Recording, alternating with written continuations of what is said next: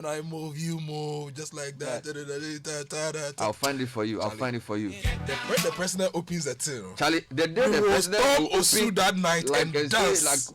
when they say like the social gathering is Yes, over, we'll and go and Charlie, dance more. you better your movie. Sometimes you'll be listening to music and you want to dance, Yeah, but you yeah, fear that if you dance and you shake and you get close to go for a yeah, small, better your you break movie. the social distance. Better your movie. So people, let's win this so that Yeah. we can, near who Today is 23rd April. 7 days for the month of April to go. So since records started, April has probably been the toughest month for most people. Yeah. No work, lots of them no salary, no money, but there's hope, there's God, there's life. Let's start with the daily graphic. Front page of the daily graphic says economy grows, expands from 300 billion cedis in 2018 to 349 billion cedis in 2019, coming from Professor Samuel Kobina Enim, government statistician. I'll give you details later. Companies ready to deliver PPE mid-May, says managers. COVID-19 prevention directives enhanced, according to Information Minister Kujopon Nkrumah. Ghana on course to hit 100,000 COVID-19 tests soon. Nice photo of Professor William Ampofo, head of virology at Nuguchi. Now, the Ghanaian Times, lifting of partial lockdown, decision based on science. This is according to the president. COVID-19, National Trust Fund backs 34 million Ghana cedis. Dr. Nsiasari dismisses fears that about 15,000 Ghanaians are projected to get COVID-19, are projected to die from COVID-19, and confirmed COVID-19 cases hit 1,154, 120 recover. Now, there's an important correction on the Times front page. Yes. Let me read that for the records. It says that on the front page of the Wednesday, April 22 edition of the Ghanaian Times, we carried a banner headline that read, "No COVID-19 deaths in Ghana, President affirms." The headline should have read, "No COVID-19 exclusive deaths in Ghana, President affirms." Correction The mix-up accepted. was due to a technical challenge. We Yo. deeply regret any inconvenience caused. Yes, so You are forgiven.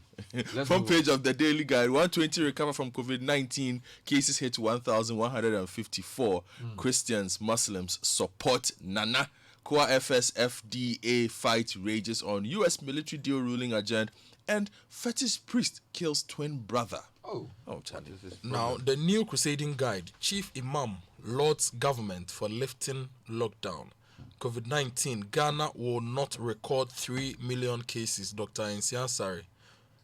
Now, government allays fears over efficiency of Unipass, says new system has proven track record. And Ghana Health Service reported test results not duplicates, according to Noguchi. Front page of the BNFT, government allays fears over efficiency of Unipass, says new system has proven track record. COVID-19 fight not straight jacket, says Professor Douglas Boating. I'll give you details on that. And the BNFT also carries the story of the strong growth in the economy. Oil drives GDP growth to 6.5% in 2019. Let's go to citynewsroom.com. Your bold decisions have led to Ghana's low COVID-19 infection rate. Togbe affected to Nana Addo. Also, 8,000 frontline police officers ordered to self-quarantine over COVID-19. Trust our test. Core FS products are contaminated, FDA insists. Meanwhile, Akufo-Addo laments effect of ban on gatherings on Ramadan celebration. If you go to citybusinessnews.com, economist cautions government against wrongful use of stimulus package for COVID-19. Meanwhile, TUC urges use of social dialogue in addressing impact of COVID-19 on jobs. And also, Ghana records second highest GDP growth of 6.5% in 2019 after rebasing GDP. MyJoyOnline.com, leadership experts praise Akufo-Addo's handling of coronavirus crisis in Ghana. Also, first man to test positive for coronavirus in Upper West region recovers. Hooray! And then, of course, KNUST develops low-cost ventilator to support COVID-19 care and management. And Noguchi records positive COVID-19 cases every day, according to a senior research fellow. Let me take you to Star News or Star FM. COVID-19, passengers fume as STC fails to practice social distancing. Also, in Tamale, military prevent COVID-19 Guineans from leaving quarantine bay. And GN Savings and Loans case, AG, BOG lawyers fail to show up in court. Let's go across the continent. Nigeria records 91 new cases of COVID-19. Total infections now 873. This is channelstv.com. Meanwhile, 26% of Nigeria's COVID-19 cases from unknown source. This is according to their NCDC. Moving to East Africa, Kenya cases rises to 303. Also, Tanzania reports 30 new cases as UN staffer escapes quarantine in South Sudan. Hey, if UN staffers are escaping quarantine, what hope is there for ordinary people like us? BBC News, China extends run of no recorded virus deaths. That's a good story. Meanwhile, Trump signs immigration green card suspension. That's in the front page. And face masks to be compulsory across Germany. Face masks to be compulsory across Germany. That's also on the BBC front page. CNN, Trump disregards science as chaos overtakes virus response. That's a big story because a top administrator in his office, or a top administrator working on COVID-19 vaccine, claimed he was ousted after resisting efforts to push unproven drugs. Meanwhile, corporate America is bracing for a long slowdown due to COVID-19. And then let me take you to South China Morning Post. What wildlife outbreaks have taught us about pandemics or preventing pandemics? And then a few more stories. Are loans to help China's small firms funding Shenzhen's property bubble? That's a good read for those of you who are interested. Godfred, I'm starting Let me with start. Okay, Bernard, I'm not going to start with COVID. I'm going to go to the ports. There's you. a Okay, lot before you go, happening. before you're coming, Bloomberg, the lead story, when $8 trillion in global fiscal stimulus still isn't enough. Oh. When $8 trillion in global fiscal stimulus still isn't enough. Think about that. Yes, Bernard, I'm going to start from the port. There are two big stories. One on page 2 of the BNFT and another one on page 3 of the BNFT. Let me start from page 2. Guta unhappy with Shippers Authority demurrage rent waiver implementation. Oh boy. Says here, How is it going? the Ghana Union of Traders Association, Guta, is unhappy with the Ghana Shippers Authority over modalities being used to implement the directives to waive demurrage and rent charges. The Ghana Shippers Authority has sent a notice to all its stakeholders that the directive to waive demurrage and rent charges at the port will affect goods which defaulted payments between March 30 and April 19, the partial lockdown period for Greater Accra, Kaso, and Greater Kumasi. Now, the implementation modality has not gone down well with Guta, with it describing the development as pointless. The president of Guta, Dr. Jesoph, being in an interview with Guta with BNFT, said the window for qualification to the waiver is unreasonable. According to him, businesses were not able to operate within the lockdown period, and it would be unimaginable that they will be able to accrue funds to clear their goods in the immediate future. Even more so because business is slowly picking up after suspension of the lockdown. Quote, during the lockdown, we all faced some unbudgeted spending to ensure that we kept our staff and business alive. Money that was meant for clearing our goods was untouched, and therefore many of my members are now working hard to get some funds to clear their goods. We wish the lockdown period was not even factored, because those were the times we could not engage in any meaningful business. We hope and believe that our concerns will fall on fertile ground as always. So they've raised that objection. Now, there's the Unipass issue, Bernard. Yes, I have that one also. No, is yours the one about government saying it allays, works? Yes. Okay. So it's in the new proceeding guide. Government allays fears over efficiency of Unipass, says new system has a proven track record. Now, the story says the government has indicated that there are records at the Ministry of Finance and the Ministry of Trade and Industry, which clearly indicates that it took a decision to deploy the Unipass single window service to address the issues arising from the transition from the existing customs management system to a new end-to-end trade facilitation regime. Now, the Joint Interministerial Oversight Committee, for which the senior minister was appointed to serve as chairman, was a cabinet decision which was set up in January 2019.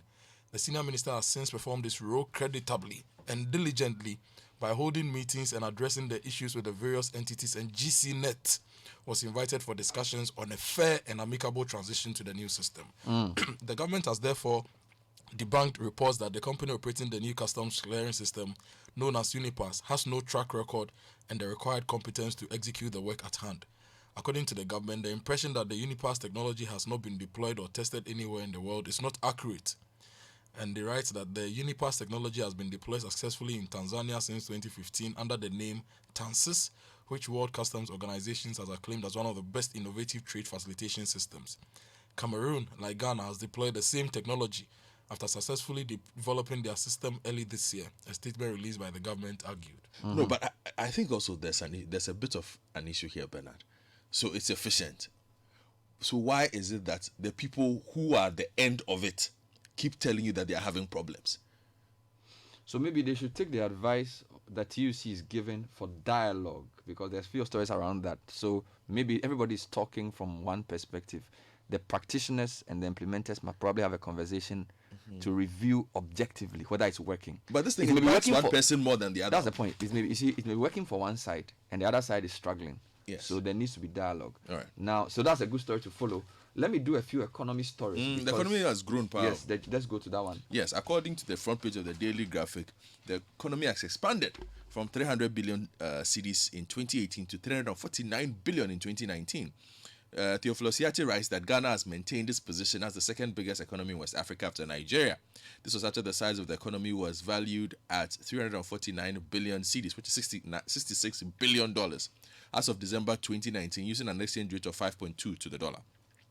This is compared to the previous year's figure of 300 billion cedis, the Ghana Statistical Service has revealed. So it's actually a rebasing. So, I mean, let's not get too excited. When you do a rebasing, it's just what it is. Let me just give you some breakdown there.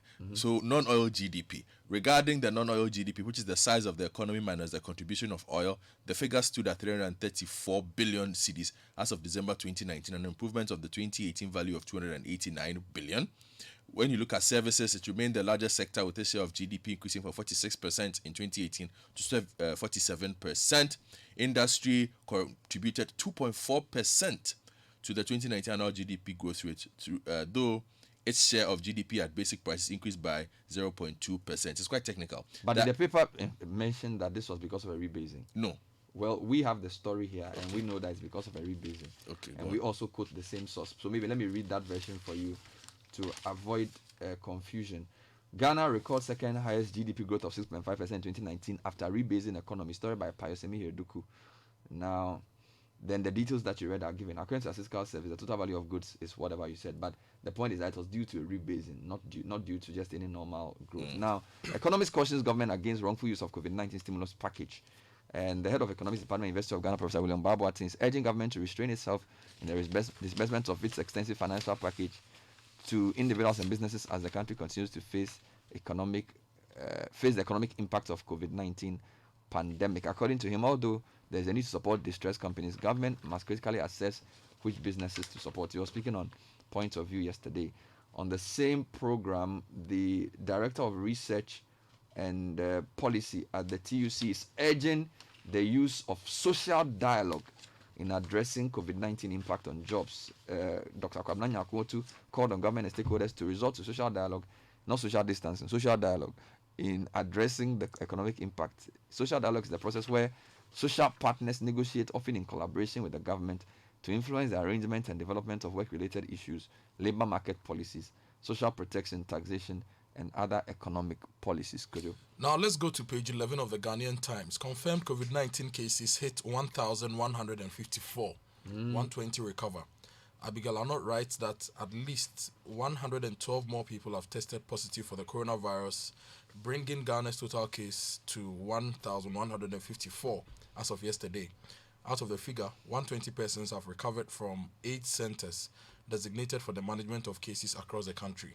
Okay. They include 82 from the East Hospital, University of Ghana Medical Center 17, the Greater Accra Regional Hospital 3, 37 Military Hospital 4, and the Tema General Hospital 1.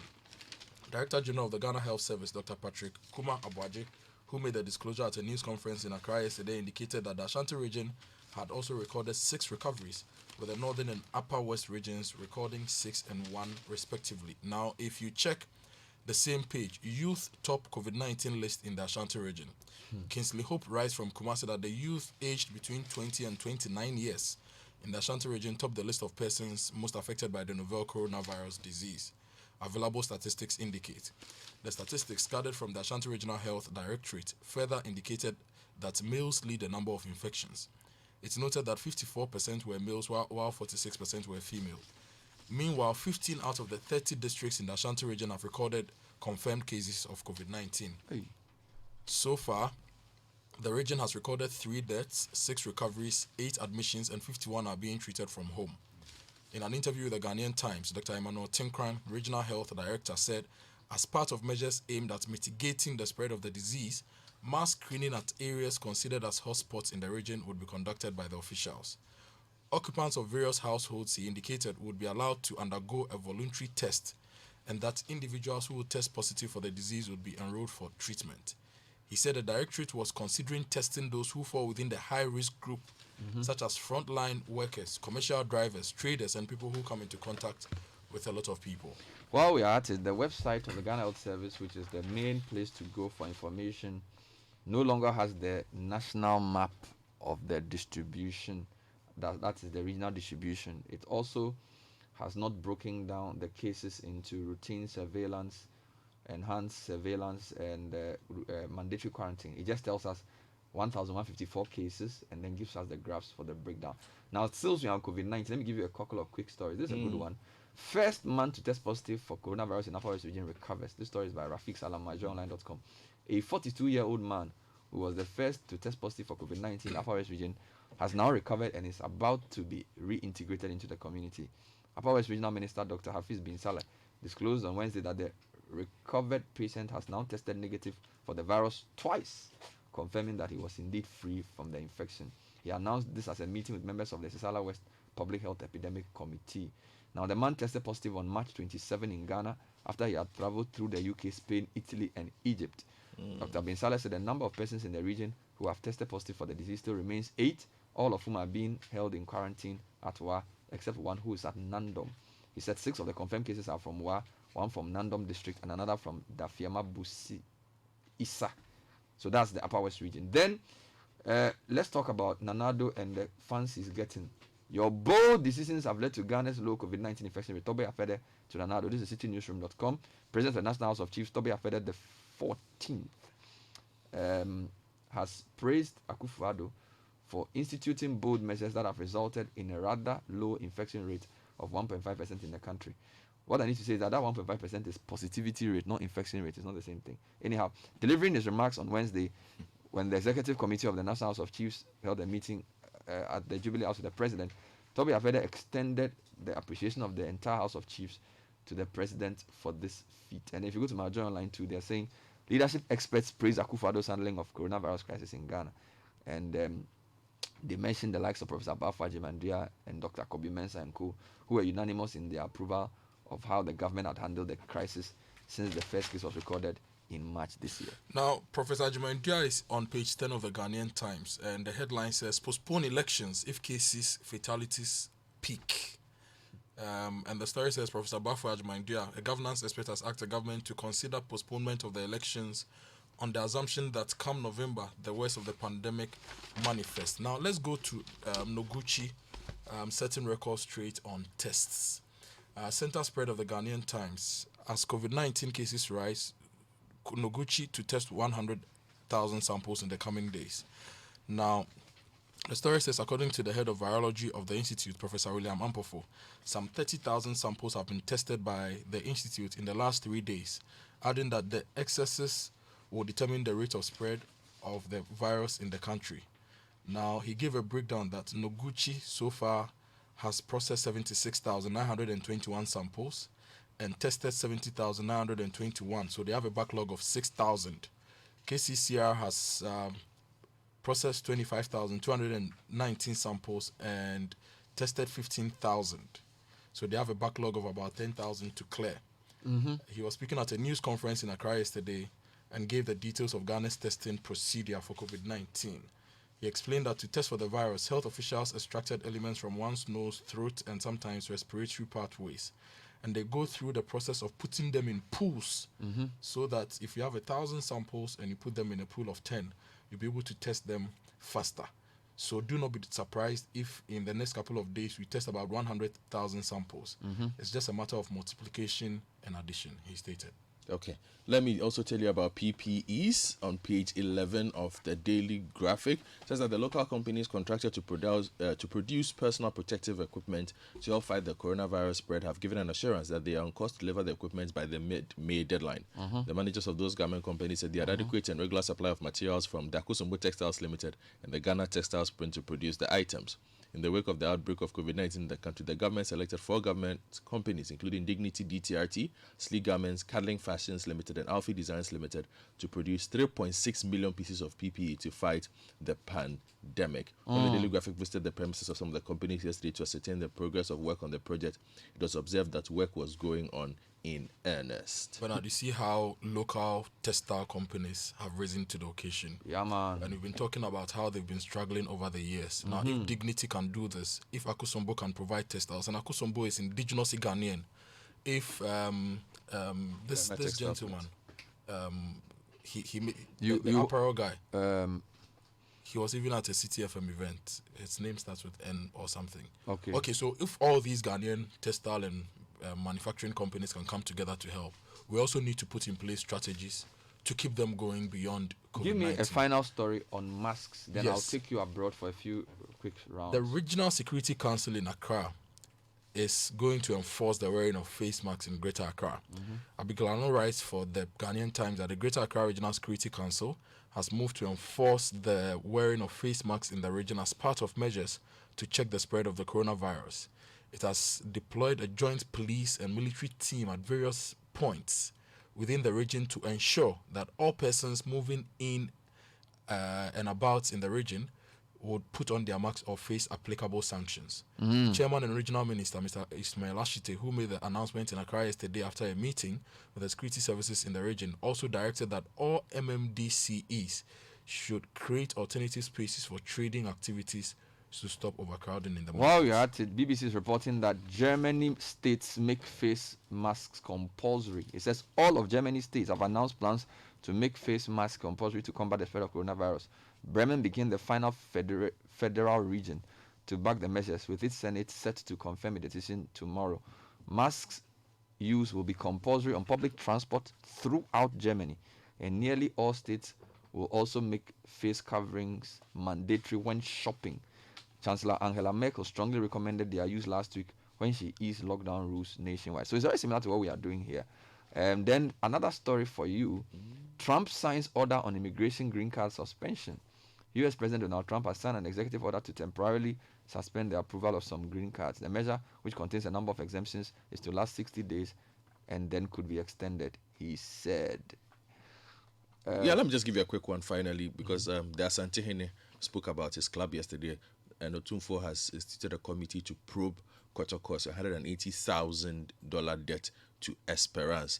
And so This is over Emmanuel. Yeah, this one is over. No, I forgot. It's not a transfer.